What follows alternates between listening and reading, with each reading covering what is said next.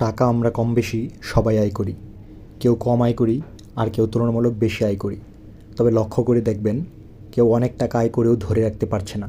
আবার কেউ কম টাকা আয় করেও সুন্দরভাবে জীবনযাপন করছে, আবার টাকা সঞ্চয়ও করছে। আচ্ছা, এই মানুষগুলি কি ম্যাজিক জানে? কোনো এক জাদুমন্ত্র বলে এদের টাকা খরচ হয় না? বিষয়টি কি আসলে এমন? মোটেই না। আধুনিক এই যুগে এসে আমরা এই কথা আর ভাবতে পারি না।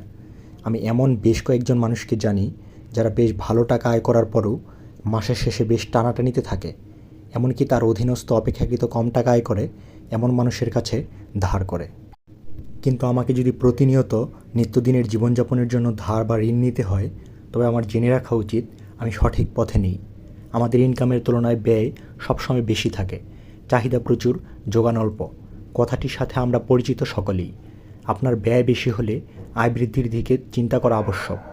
কিন্তু ঋণ নিয়ে আপনি আর যাই হোক বেশি ভালোভাবে চলতে পারবেন না। প্রতি মাসে যদি আপনাকে ঋণ নিতে হয়, তবে এখনই সাবধান হওয়া জরুরি। আবার ফিরে আসি পুরনো কথায়। কিছু মানুষ তাদের হাতে টাকা ধরে রাখতে পারে, কিছু মানুষ এই টাকা ধরে রাখতে পারে না। টাকা ধরে রাখা একটি ব্যবস্থাপনা। কেউ সারা জীবনেও সেটি ধরে রাখতে পারে না, কেউ অল্প বয়সেই মানি ম্যানেজমেন্টে দক্ষ হয়ে ওঠে। আপনি কোনটি করবেন সেটা আপনার বিষয়। আজ আমরা টাকা ধরে রাখার 7টি অসাধারণ উপায় নিয়ে কথা বলবো। 1. খরচের হিসাব রাখুন। মনে মনে খরচের হিসাব রাখবেন না। নিজের উন্নতির জন্য জীবনে এত কষ্ট করছেন, এবার আরেকটু কষ্ট করুন। খরচের হিসাব রাখুন, এবং সেটা খাতা কলমে কিংবা কম্পিউটার এক্সেল শিটে।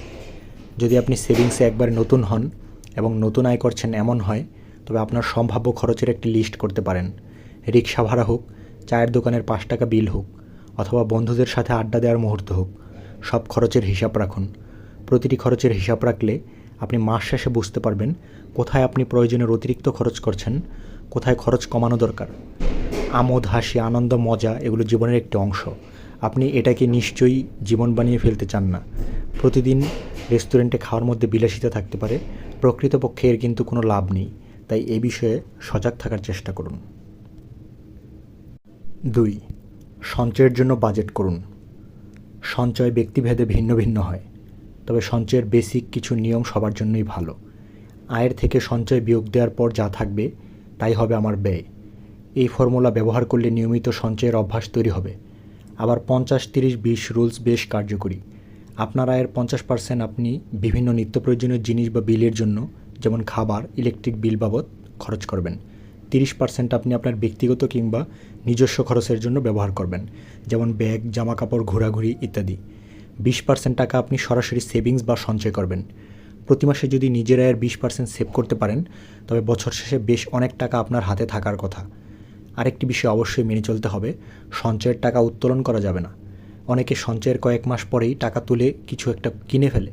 এমন করলে বড় অঙ্কের টাকা জমানো বেশ কষ্টসাধ্য হয়ে পড়বে। 3. খরচ কমানোর চেষ্টা করুন। খরচ কমানোর কথা বললে অনেকে বলেন, না খেয়ে থাকবো নাকি? না, না খেয়ে থাকতে কেউ বলেনি আপনাকে। সবারই কিছু বাড়তি খরচ হয়। যে মানুষটি বলেন আমার কোনো নেশা নেই, সে হয়তো অন্য কোনো কাজে অতিরিক্ত টাকা খরচ করছেন। আপনি হয়তো সিগারেট খান না, পান খান না, কিন্তু কিছুক্ষণ পর পর চায়ের দোকানে যেয়ে বসেন এবং চায়ের তৃষ্ণা না পেলেও অভ্যাসবশত চায়ের অর্ডার দেন। এখন চিন্তা করুন, প্রতিদিন যদি গড়ে আপনি অপ্রয়োজনে 3 কাপ চা খান, তবে মাসে আপনি অকারণে 450 টাকা অযথা খরচ করেন। চায়ের দোকানে মানুষ একা বসে থাকে না, বন্ধুবান্ধব, পরিচিতজনের আড্ডা চলে। সুতরাং আপনি এই 450 টাকার বেশি অযথা প্রতি মাসে খরচ করেন। এমন বিভিন্ন অপ্রয়োজনীয় খরচের হিসাব আপনি পেয়ে যাবেন যদি আপনি খরচের হিসাব রাখা শুরু করেন। আর সেখান থেকেই খরচ কমিয়ে আনার বিষয়টি সম্পর্কে আপনার ধারণা স্পষ্ট হবে। 4. সঞ্চয়ের লক্ষ্য নির্ধারণ করুন। সঞ্চয়ের লক্ষ্য নির্ধারণ করতে ভুলবেন না। লক্ষ্যহীন সঞ্চয় তেমন ভালো ফলাফল নিয়ে আসে না।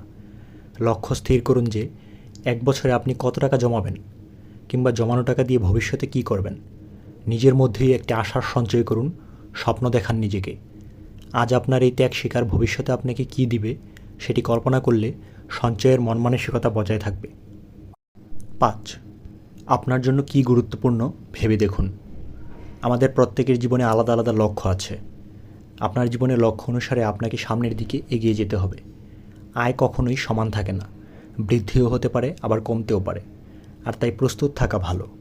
রিটায়ারমেন্ট প্ল্যান চাকরিজীবীদের জন্য একটি ভালো সিদ্ধান্ত। চাকরিতে একটি নির্দিষ্ট সময় পর আপনি কর্মক্ষম থাকলেও থাকতে পারবেন না, আর তাই আগাম প্রস্তুতি আবশ্যক। 6. অটোমেটিক সঞ্চয় করুন। ব্যাংক থেকে লোন নিলে অনেকে স্যালারি অ্যাকাউন্টের সাথে অ্যাডজাস্ট করে দেয় এবং মাসের একটি নির্দিষ্ট টাইমে স্যালারি অ্যাকাউন্ট থেকে সরাসরি টাকা কেটে নেয়।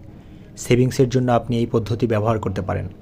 আপনার স্যালারি ঢোকার সম্ভাব্য 2 বা 3 দিন পর আপনার অ্যাকাউন্ট থেকে টাকা সরাসরি সেভিংস অ্যাকাউন্ট বা অন্য কোনো খাতে চলে যাবে, এমন করতে পারেন। 7.